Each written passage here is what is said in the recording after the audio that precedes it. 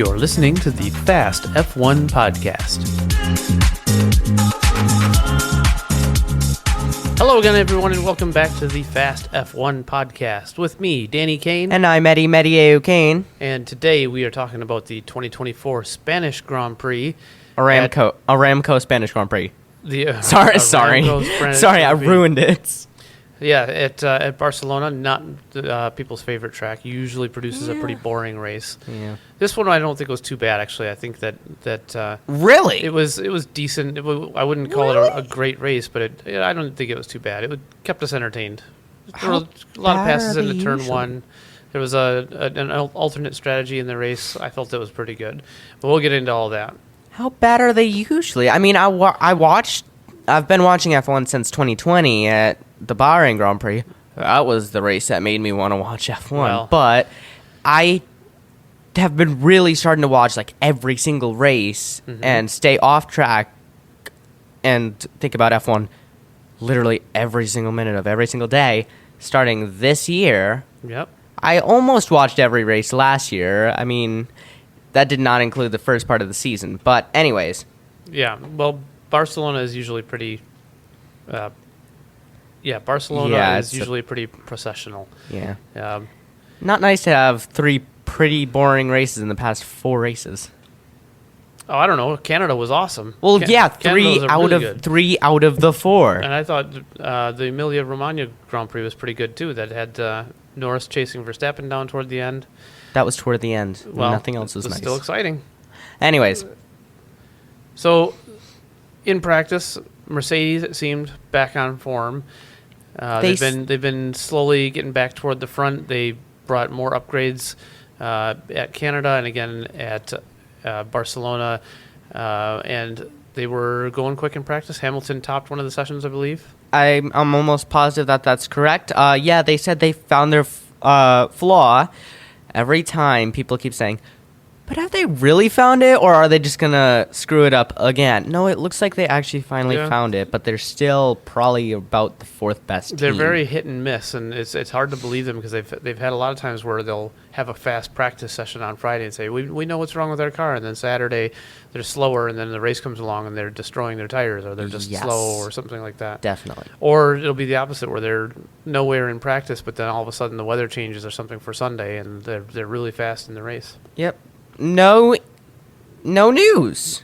What? No, nothing real big. I mean, the only other real big news that I noticed was Verstappen saying that the Red Bull dominance is gone, which I would kind of have to agree with. He's still doing really well, wrestling that car up into winning positions, and it is still, I think, probably the best car on the grid, but it's marginal now. Yeah, the McLarens are there. Is. Ferrari has their day. Mercedes is coming on strong lately. The Aston Martins are nowhere. No, not anywhere which now. Which is even a little surprising. Even worse this time. Yep. But yeah, they were literally perfect in Bahrain. Nothing could have been any better. I mean, maybe Perez. For Aston Martin? No, for Red Bull. Maybe Perez could have qualified a little better, but they still got perfect points in Bahrain, and then they lost one at Saudi Arabia, and it went downhill from there. Yeah, I mean, Perez has certainly been struggling. He did get into the points in this race, but they're not the dominant team like they were in 2023, that's for sure. Definitely. I can totally agree. Speaking of not dominating and falling off a cliff, the Racing Bulls, the RBs in qualifying. The Minarbis. The Minarbis, yeah. They seem to really struggle this time round, and way off pace. Neither of them got out of Q1. Yeah, it was shocking, especially Yuki Tsunoda, who's made Q3 like nearly every single time this season. Yeah, and they brought a lot of upgrades to this race supposedly too, and they just were not working for them. So yeah, the RBs are struggling. That was kind of disappointing. I'm still holding out hope that Daniel Ricciardo will still turn his career back around, but it's I don't know. It seems he's going to be there again next year. Red Bull seem to be happy to keep him at the RBs, but They the can't others- get rid of him. I mean, he's too big of a family member to them at the moment. Well, I mean, I think what it is that they don't. There was something about Liam Lawson that they didn't like, and they don't seem like they're Really? going to be inviting him back. Really? And You they realize. seem satisfied with what Sonoda and Ricardo are doing. Well, yeah, but you realize I really think that Lawson should stay there. If you remember Singapore in 2023, loved that Grand Prix, I'm telling you. But Lawson was the reason that Max Verstappen did not make it into Q3. He made it into Q3. He eliminated Max Verstappen that Yeah. race weekend. Yeah. I don't know why they don't want him back. Well, he did a good job, but that doesn't. There's more elements to it than just those few performances. There's something Yeah. that they're seeing. It seems like that is causing them to not be bringing him in, but that hasn't been makes confirmed sense. yet. So we'll see. Yeah, you can notice In the other Red Bull stable, Perez Yes. still struggling. Not as bad this time around, but Well- only qualified in 11th place or in 8th place. 8th place. It turned into 11th because of his three place grid penalty from Canada, Yeah. due to an unsafe entrance back to the garage. Well, yeah, I don't know what the exact term that they used for it, but he drove around the track with his rear wing broken, and it was unsafe, and so he got a 3-place grid penalty at Barcelona as a result. But still down in 8th place, and then in the race didn't seem like he could make any progress. I think he finished in 9th, was it? Unsafe driving. Something like that. He yeah. finished in 9th place. after an 11th place start. Yeah, but both of us said, let's say Paris for 3rd place. Yeah, we'll get into our predictions from last week a little later, but yeah, both of us had Perez in 3rd. But then we move on to my favorite part of qualifying, Yeah. which was Lando Norris on pole. Woo! First time And- since 2020. Is that his last pole position was in 2020? His only pole position wasn't Oh, since well. 2020. He did it at Russia. Let's not talk about that Grand Prix Yeah. today. No. But it was a close qualifying all the same. All the way through it, it looked like it was going to be Verstappen, but Norris was right there. And and so was 2021. Russell and Hamilton. Yeah, but in the end, Norris just eked it out by 200ths of a second, I believe. Yeah, it was 2021, not 2020, now that I think about it. Okay. Anyways. So we had Norris on pole, Verstappen in second, Yep. Hamilton third, Hamilton Russell third. in fourth.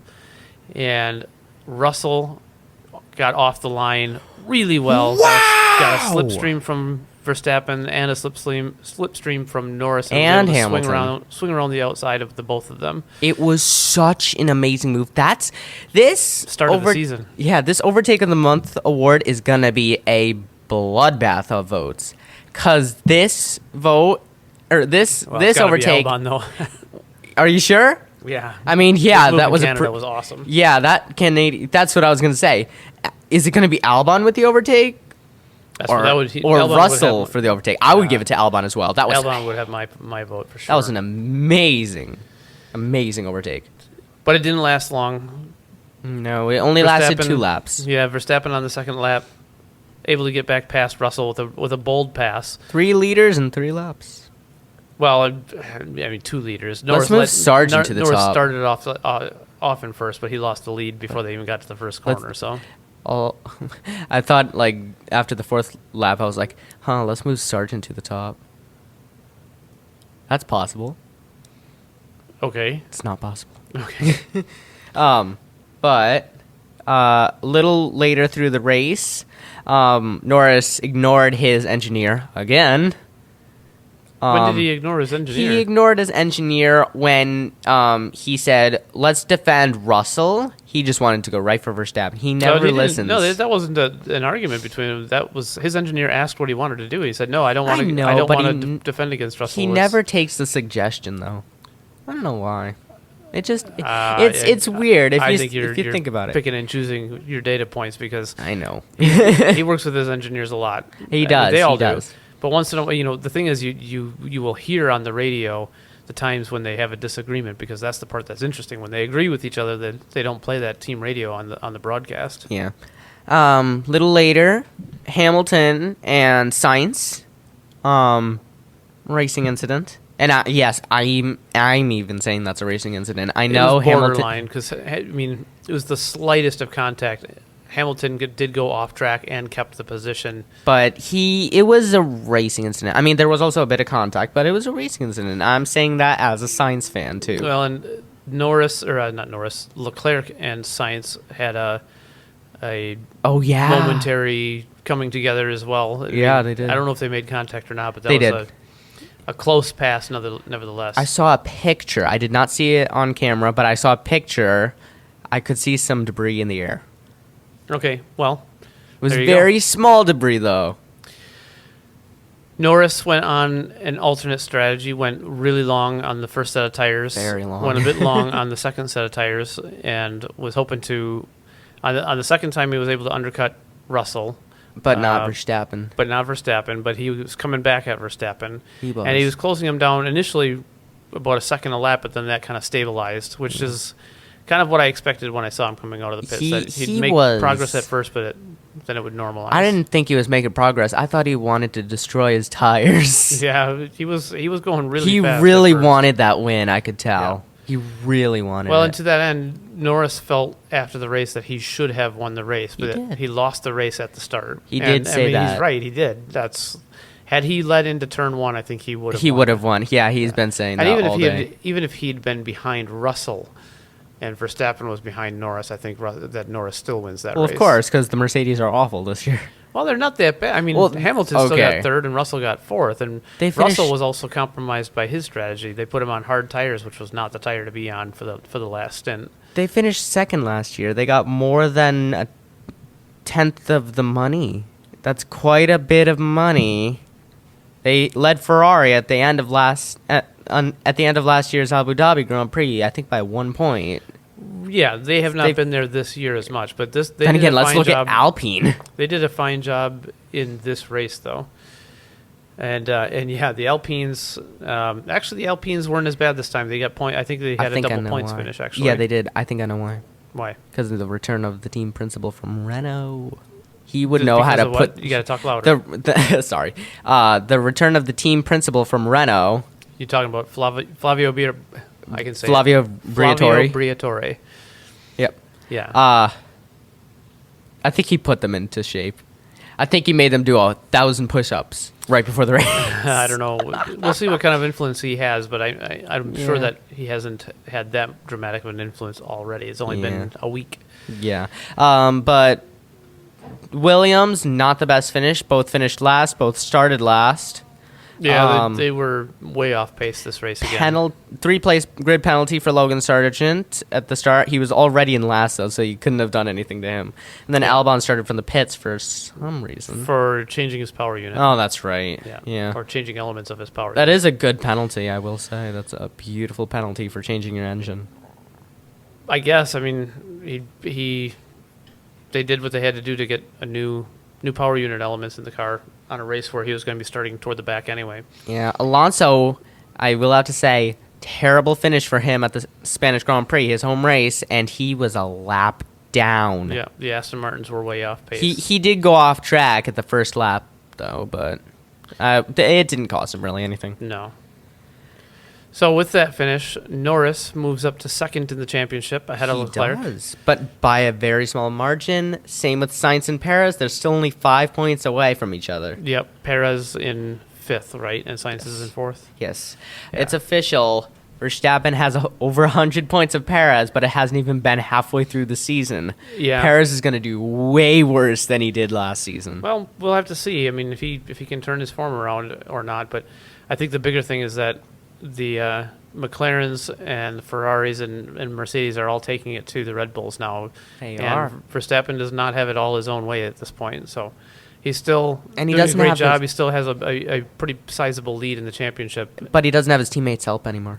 Not as much. And we'll see how it plays out toward the end of the season. I still think he's going to win the Destroy championship by a good distance. But it's good to see that there's some actual action right up at the front of the field. Yeah, it's always good to see, unlike last season. Yeah. So moving on to our predictions from last week. Eddie, last week you had Let's ignore me.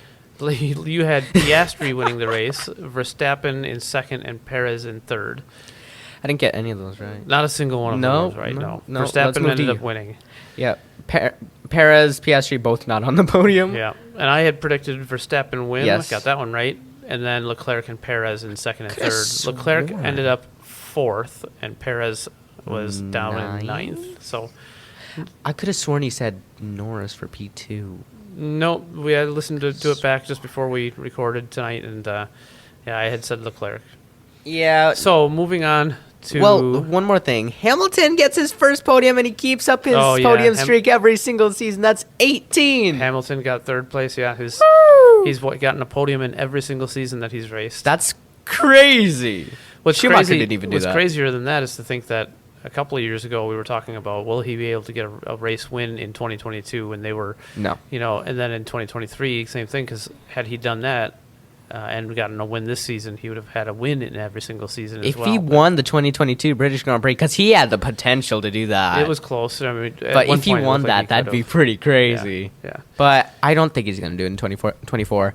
So I moving think he on might, to... I think he might win one in 2025, and I keep telling my dad, I think he's going to win the championship in 2026. We'll have to see. We'll have to see how the new cars are and how Ferrari develops theirs.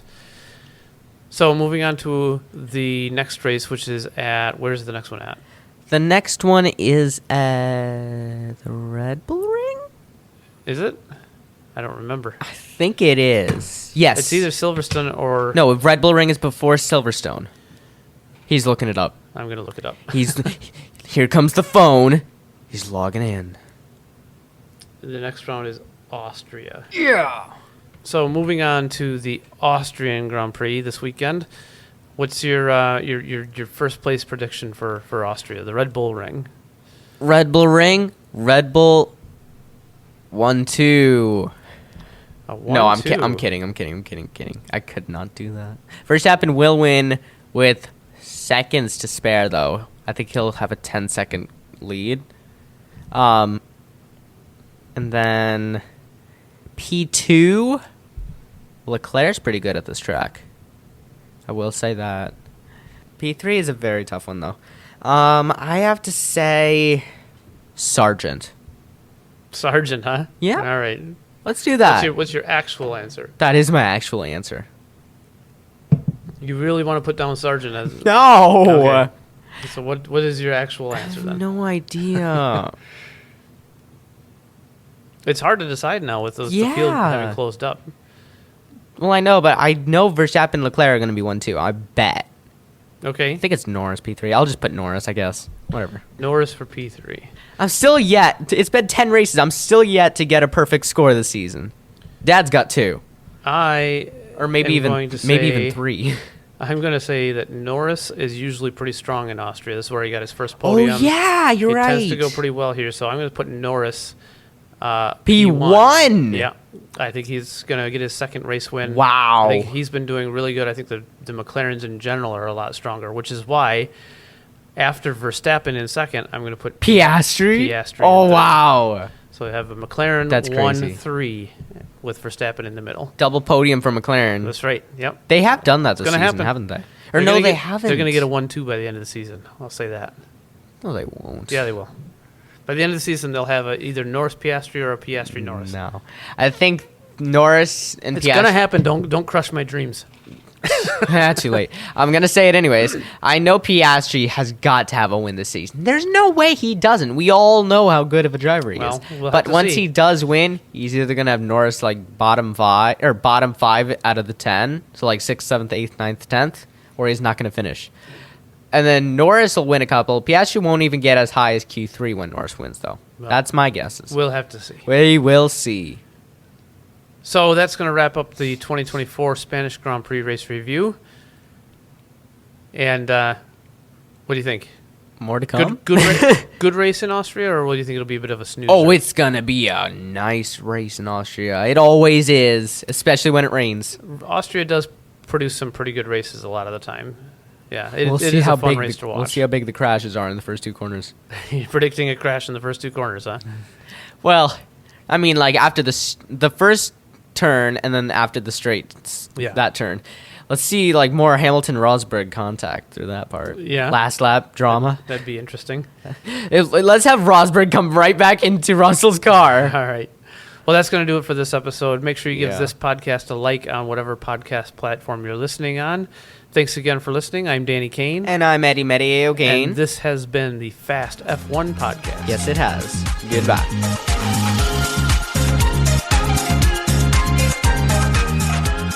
Fast F1 is produced by Danny Kane and Eddie Meteye-O'Kane. All rights are reserved. Music is performed by Alex Zavesa. Thanks for listening.